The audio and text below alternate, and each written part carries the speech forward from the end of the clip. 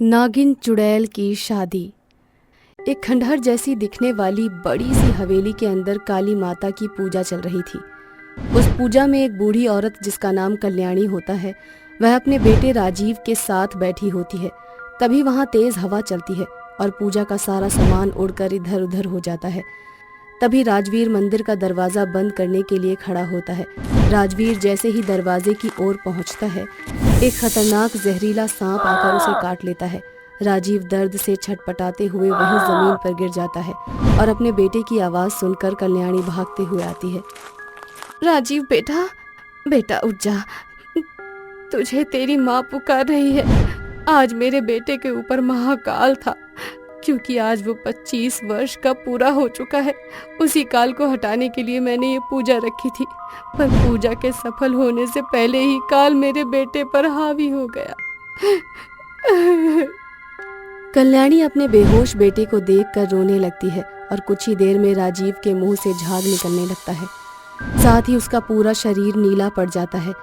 यह देखकर कल्याणी फूट फूट कर रोने लगती है और मदद की गुहार लगाती है। मेरे बेटे को किसी सांप ने डस लिया है, आखिर कोई तो मेरे बेटे की जान बचाओ। तभी वहां एक सिद्ध बाबा आते हैं और कल्याणी को रोता देख उससे बोलते हैं, देखिए ना बाबा, मेरे बेटे को किसी जहरीले नाग ने काट लिया। अगर मेरे बेटे को कुछ हो गया तो मैं जी नहीं पाऊंगी। मेरे बेटे के अलावा मेरा इस दुनिया में और कोई नहीं है बाबा। तुम डरो मत बेटा, मैं एक सिद्ध बाबा होने के साथ एक सपेरा भी हूँ। मेरे बीन की आवाज सुनकर जिस भी सांप ने तुम्हारे बेटे को काटा होगा, वो जरूर यहाँ आएगा और अपना जहर वापस पी जाएगा।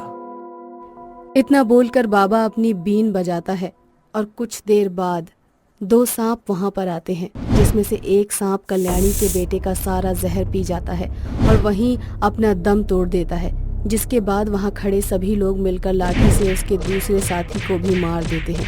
अब कुछ महीने इसी तरह से बीत जाते हैं और एक दिन जब राजवीर काम के सिलसिले में कहीं जा रहा होता है, तभी जंगल के रास्ते पर उसकी गाड़ी का टायर पंक्चर हो जाता है।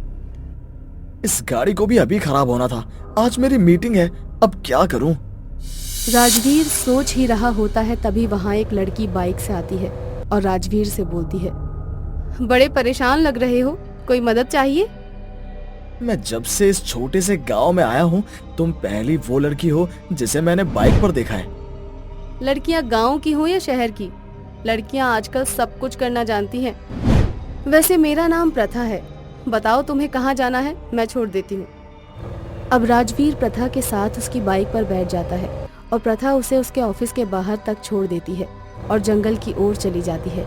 राजवीर पहली ही नजर में प्रथा का दीवाना हो जाता है, तो वहीं प्रथा जंगल के अंदर जाती है और अपने असली रूप में आ जाती है। प्रथा कोई इंसान नहीं थी, बल्कि वो एक नागिन चुड़ैल थी जो खुद से बोलती है, मैं जानती हूँ राजवीर, तुम मुझसे फिर से मिलना चाहते हो और मैं तुमसे मिलूंगी भी और तुम्हारी जिंदगी में हमेशा हमेशा के लिए अपनी जगह बनाऊंगी। बहुत जल्द तुम और मैं एक हो जाएंगे। इतना बोलकर नागिन चुड़ैल बन जाती है और शाम होते ही राजवीर के ऑफिस के बाहर खड़ी होकर उसका इंतजार करने लगती है। शाम को जब राजवीर अपने ऑफिस से बाहर निकलता है और अपने सामने प्रथा को देखता है, तो वो उसके पास जाकर उससे बोलता है, हे, तुम यहाँ? कहीं तुम मेरा इंतजार तो नहीं कर रही थी? हाँ, तुम्हारा ही इंतजार कर रही थी। दरअसल तुम्हारा चैन पता नहीं कैसे मेरे बालों में फंस गया था, बस यही तुम्हें देने के लिए वापस आई थी। ये तुम्हारे पास था? तुम्हें पता है मैं कितना डर गया था। ये मेरे पापा की आखिरी निशानी है। थैंक यू सो मच मेरी चैन वापस देने के लिए। वैसे क्या हम दोनों कॉफी पीने जा सकते हैं?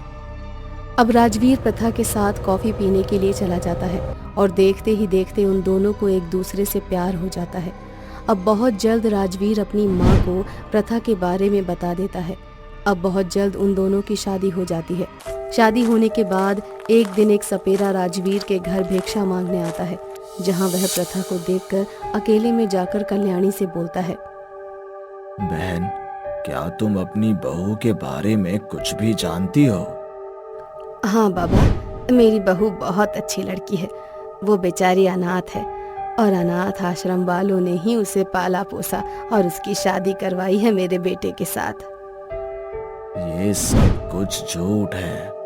तुम्हारी बहू इंसान नहीं बल्कि एक नागिन चुड़ैल है जिसने ये छलावा रचा और तुम दोनों माँ बेटे को इसमें फंसा दिया और खुद राजवीर की पत्नी बनकर इस घर में आ गई। बहुत जल्द वो राजवीर को मार देगी क्योंकि उसका मकसद ही है राजवीर की मौत। आने वाली नाग पंचमी को वो तुम्हारे बेटे को जिंदा नहीं छोड़ेगी। आप क्या कह रहे हैं बाबा? मेरी बहू एक नागिन चुड़ैल? नहीं, ऐसा नहीं हो सकता। अगर मुझ पर विश्वास नहीं होता तो ये बेल पत्र की माला अपनी बहू के गले में डाल देना। सारा सच खुद ब खुद तुम्हारे सामने होगा। इतना बोलकर बाबा वहाँ से चले जाते हैं, जिसके बाद कल्याणी वह बेल पत्र लेकर प्रथा के पास जाती है और उसके गले में डाल देती है। जैसे ही बेल पत्र प्रथा के गले में पड़ता है, प्रथा अपने असली रूप में आ जाती है। अपनी बहू को नागिन चुड़ैल के रूप में देखकर कल्याणी बहुत हैरान हो जाती है और वो जोर जोर से चिल्लाने लगती है। तभी वहाँ राजवीर आ जाता है और वो भी प्रथा का असली रूप देखकर दंग होता। तुमने मुझे और मेरी माँ को धोखा दिया। तुम एक नागिन चुड़ैल हो। हाँ, मैंने अपना सच छुपाया, तुम दोनों से वो भी। मैं एक नागिन चुड़ैल हूँ। तो तू यहाँ मुझसे मेरे बेटे को छीनने आई है। बाबा ने मुझे बताया है तेरे बारे में सब कुछ। तू नागिन चुड़ैल नाग पंचमी वाले दिन मेरे बेटे को मारने के लिए आई है, पर ऐसा नहीं होने दूंगी। मैं अपने बेटे को कुछ नहीं होने दूंगी। आखिर मेरे बेटे ने क्या बिगाड़ा है तेरा? ये तेरा बेटा नहीं, मेरा पति है। तेरा बेटा तो कुछ महीने पहले ही मर गया था, जब एक अनजान सांप उसे काट कर गया था। तब सपेरे की बीन की आवाज सुनकर मेरा पति तेरे बेटे की जान बचाने के लिए आया था और उन्होंने किसी और सांप का जहर पी लिया, जिस वजह से उनकी जान तेरे बेटे में चली गई और मेरा नाग मर गया। उसके बाद तुम गांव वालों ने मिलकर मुझे भी मार दिया, परंतु मैं मरने के बाद एक नागिन चुड़ैल बन गई और मैंने ठान लिया कि मैं अपने नाग को फिर से जिंदा करूंगी और इसीलिए मैं राजवीर के पास आई हूँ। प्रथा, क्या तुम्हें मेरे प्यार पर जरा भी भरोसा नहीं था? अगर ऐसा ही कुछ था तो तुम मुझे बता देती। मैं खुद ब खुद अपनी जान तुम्हारे हाथों में सौंप देता।